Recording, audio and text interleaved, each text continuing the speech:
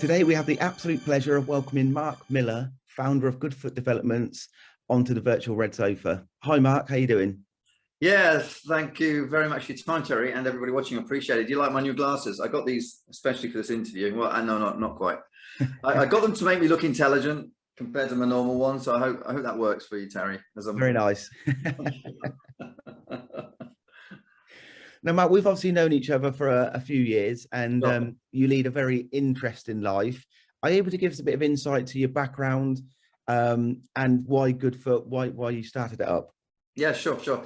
I'm very lucky to be not that good at very many things. So I tend to do a lot of different things in an attempt to find something I'm good at. So yeah, you're right. I started off, did I tell you this? I started off as a maths teacher for a couple of years in a comprehensive school, which really sorted me out.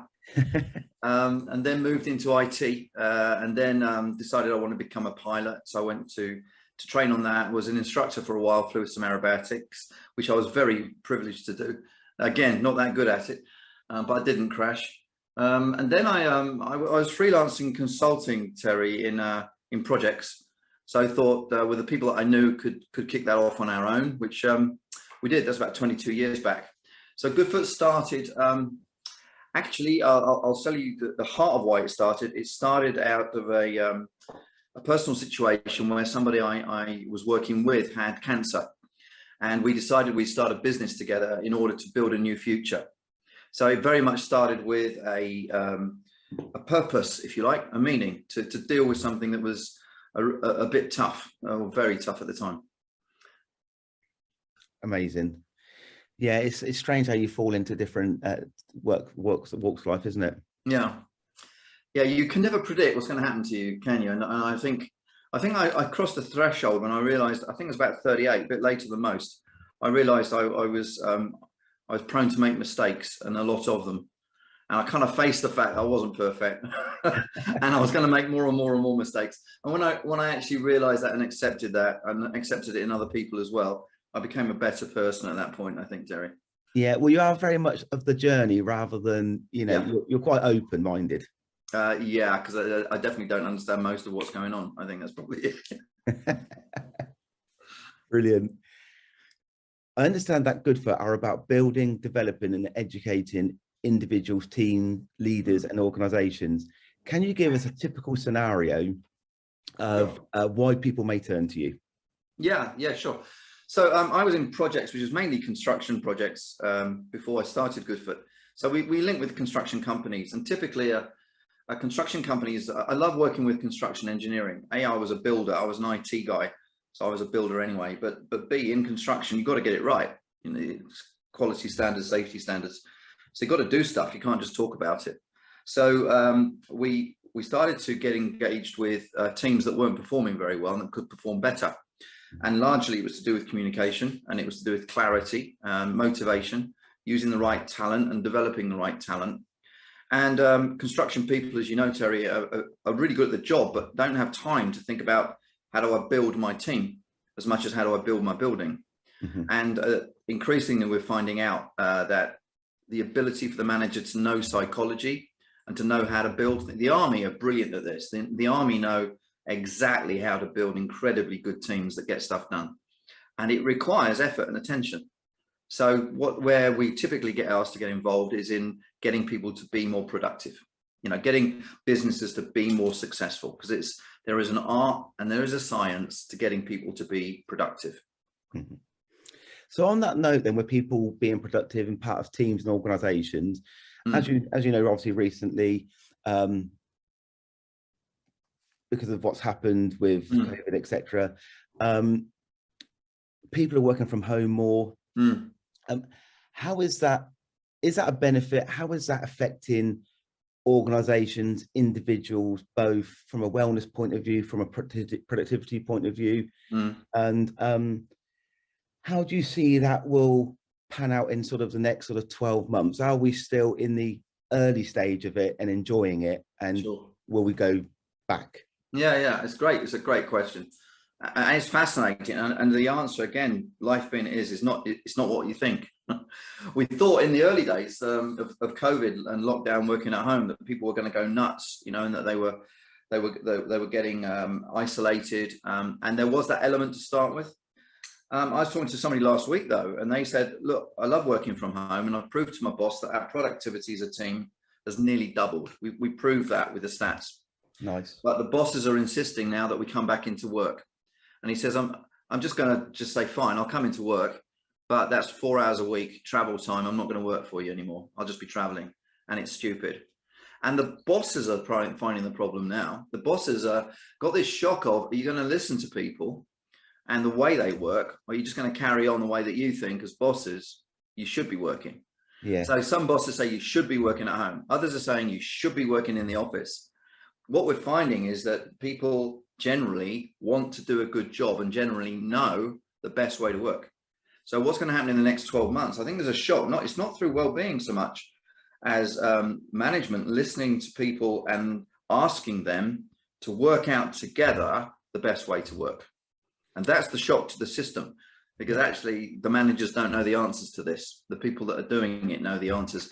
And the big thing I've noticed again is people really want to do it. You've seen the stats, Terry, about people, the productivity and the amount of hours people are doing because they're at home.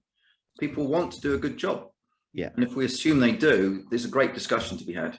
No, definitely. Yeah, but I'm looking forward to how that develops and pans out then. So you talk about, within your website and through conversation we've had, you talk about facilitating personal growth and enabling individuals to better their own development, which then can in turn help organizations. So that's just coming on from what you've just said, basically. Yeah. So can you give some more detail on that? Yeah, I'm very fortunate. I work in a small business with less than 20 people. And we've always, because of the start, which was personal and shocking with the cancer situation, it's always been about, well, what life do you want to live? And if you live that life in your work, and if you fulfill what you could do, by default, we'll make loads of money together. And I think a lot of business owners got it the wrong way around. They're thinking of making money instead of fulfilling the individuals. When you fulfill the individuals, they make money for you. Yeah. And if you read Carnegie all the way back to, How to Win Friends and Influence People and all this old stuff, which is actually spot on stuff. And if you can, as a business owner, decide I'm going to enable my people to have fulfilled lives, that is their potential, their skills, their timing, their well-being, you get so much more work out of them and the company will do better. So many examples. I was reading one this week about a company totally and utterly turned around because the CEO realized that people hated him because he wasn't listening to them, and he's tripled his turnover in a year because he just listened. So the reason for developing people isn't just because of some nice training thing, it's to make money. And if we listen to people and grow their skill set, the business gets better. But a lot of bosses are insecure about that. They don't want to let go of control. They want to be the ones with all of the answers. And the answer is none of us have got all the answers. Yeah. So it's down to the people. Once we can get people wanting to do it, wanting to work for us, sky's the limit. And that's where it really grows. So do you try and help change the mindset of the business owners, the leaders, to think differently? Yeah, it's a really fascinating point, Terry, because the whole purpose, of course, we all know this by theory, don't we? That if we can get all the team around us to perform to their best, the organization by default makes loads of money. That's the purpose. And I think so many business owners have got it the wrong way around. They're focusing on, I've got to make money. How do I do that? Which I agree, short-term cash flow. I've been there and am there sometimes. You've got to do that. Yes. But medium to long term, it's got to be, well, how do I make each individual as productive as possible? Because then if you add it all up, then the organization by default makes a load of money. So the emphasis of the training is always on enabling participants on events and training courses to reach their potential. Mm-hmm. And their potential of being able to make decisions, work quickly, liaise with customers properly, negotiate deals, whatever it is, run teams. Why? Because if they fulfill their potential, the organization is so much more productive. And we'll find that leaders that want that to happen, their companies grow quicker. So many examples. There was one I was reading last week of a guy who's tripled the turnover of his company, a CEO who found out that his staff didn't like him. and they didn't like him because he wasn't listening, and he just swallowed humble pie and said, okay, what do I do then? So he embarked on a listening exercise. Turnovers tripled in a year. So there's some very simple things to get right, and the biggest dilemma is the ego of those of us who run businesses think we've got to have all of the answers. And when you uncover the potential of individuals, you find they contribute, and sometimes we don't know the answers, but they do, and that's the trick. Very fascinating. I see on your website that you offer a wide range of training solutions and talk about how you give a clear return on investment. Can you discuss this in more detail? Because I think people are unsure about that investment against investment. Yeah, and we've done it a number of ways, Terry. I just say to people quite often, you know, if we don't get you the money that you're paying for this training, you can have it straight back. I don't want paying unless we're making you money. Big organizations and small ones. We've got a lot of tools. I'll give you a quick stat that on average with management training, we return about 7 times the cost of the training. That's in time and money.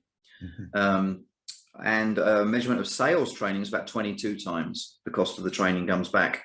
And the business owners have got to be reassured by any investment they make that it's worth the money, it's coming back. And training and development is part of that investment thinking. So you measure, and one of the things you measure, you can measure sales quite clearly. You can measure money saved by reduction of mistakes or reduction of repeating the wheel, risks avoided. There are major surveys we've done with clients where we ask people, from what the training shows you, now, what mistakes do you think you avoided?